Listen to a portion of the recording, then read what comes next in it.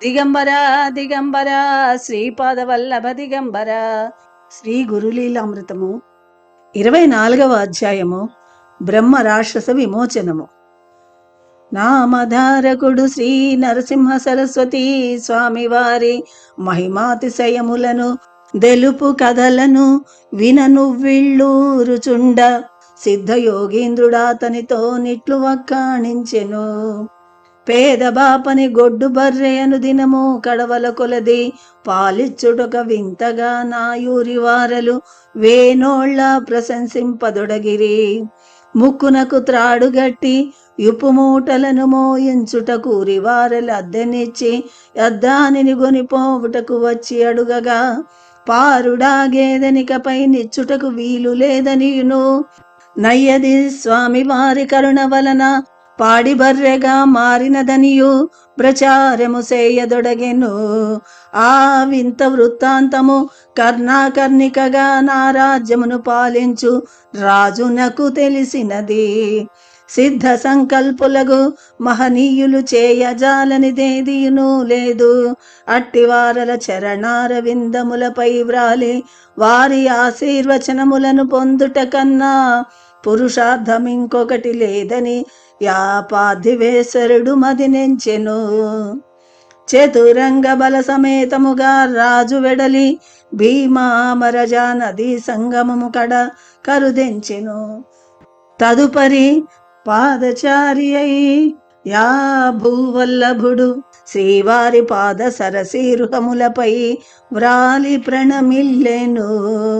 1000 విధముల స్వామివారిని ప్రస్తుతించెను.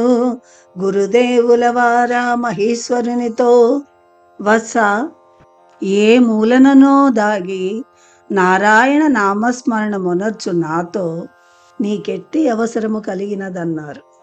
ప్రభు, దీనజన శరణ్య, దీనజనోద్ధారణకై దివి నుండి భువికి దిగి వచ్చిన త్రిమూర్తి స్వరూపులు మీరని నేను తెలిసికొంటిని. ఈ రాజ్యభోగములు మీసాలపై తేనెయ వంటివి. మీ పాద సేవా భాగ్యము శాశ్వత మోక్షప్రదాయకము. మీ పాద సందర్శన భాగ్యము నిరంతరము నాకు ప్రసాదించుట కనువుగా మీరు గాణగాపురము వేంచేయుడని మీ పాదములంటి వేడుచున్నాను. నా ప్రార్థనలను మన్నింపుడు. మీ నిత్య కర్మానుష్ఠానము లొనర్చుకొనుటకు గాణగాపురమునందు మీకొక మఠము నేర్పరతును అని వేడెను. స్వామి కొంతకాలము నలుగురికి కనబడుచూనుండదలచెను. శ్రీవారు తలపైకెత్తి నవ్వుచూనిట్లన్నారు. నీ అభీప్సితమెట్లు ఎట్లు గావింతును. రాజు పరమానంద భరితుడయ్యెను. స్వామి వారిని మేనాయందు సుఖాసీనులను నర్చెను. మనోహర గీతములచే మంగళవాద్యములు మ్రోగినవి. వేశ్యాంగనలాటలాడుచు పాటలు పాడిరి. స్వామి వారి ముందు ఏనుగులు ఘీంకరించుచు, గుర్రములు సకిలించుచు, తొండములను తోకలను సంతసమున నాడించుచు వేవేగ బయనించుచుండెను. మేనాకిరువైపులా వేద పండితులు స్వస్తి వాచనమును పల్కుచుండిరి. శ్రీ నరసింహ సరస్వతి స్వామివారు గాణగాపురము సమీపించుచుండ కన్యామణులు పూర్ణ కుంభముల నిడుకొని ముత్తైదువులు పూలమాలలను పళ్ళెముల అందిడుకొని స్వామివారికెదురేగిరి. పూలమాలలచే స్వామివారి పాదములను సువాసినులు పూజించినారు. కొందరు సువాసినుల ఆనంద నీరాజనముల సగుచుండ మరికొందరు పురంధ్రీమణులు పాటలు పాడిరి. ఆయురనున్న యాబాల గోపాలము భక్తిభావము పెంపెసలార వారిపై సుగంధ పుష్పములను పన్నీటి జలమును వర్షింపజేసిరి. ఇట్లు శ్రీవారు మఠమును చేరిరి. శ్రీవారిట్లు గాణగాపురమునందలి మఠమును ప్రవేశించినంతనే నాయూరికి పశ్చిమ భాగమున పాడుబడిన ఇండ్ల మధ్యనున్న రావి చెట్టుపై కాపురము సేయుచున్న నొక క్రూర బ్రహ్మరాక్షసుడు కడురయమున బరిగిడుచూ వచ్చి శ్రీవారి చరణములపై వ్రాలి, మహాప్రభో నన్ను ధరింపుడు, నన్ను పట్టి పాలార్చి పీడించుచున్న ఈ పిశాచి బాధను తొలగింపుడని వేడ స్వామివారా తని శిరముపై తన పరమ పావనమగు కరపల్లవము నుంచిరి. బ్రహ్మరాక్షసి కారూపము దొలగెను, నిజ రూపమును దాల్చిన యాతడు నృసింహ సరస్వతుల పాదములపై బడెను. స్వామి యాతనిని సంగమమున స్నానమునర్చిరమ్మనిరి.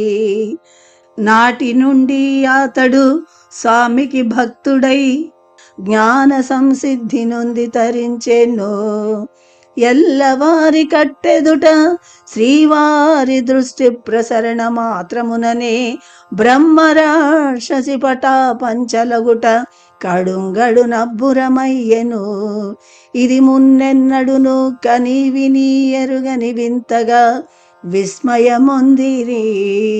స్వామి మఠము నుండి సంగమమునకు స్నానమునకై వెడలునప్పుడును మధ్యాహ్న వేళల స్నాన జప తపోనుష్ఠానములు ముగించి వచ్చునప్పుడును రాజు సపరివారముగా నతి వైభవముగా శ్రీవారిని అనుసరించెడివాడు.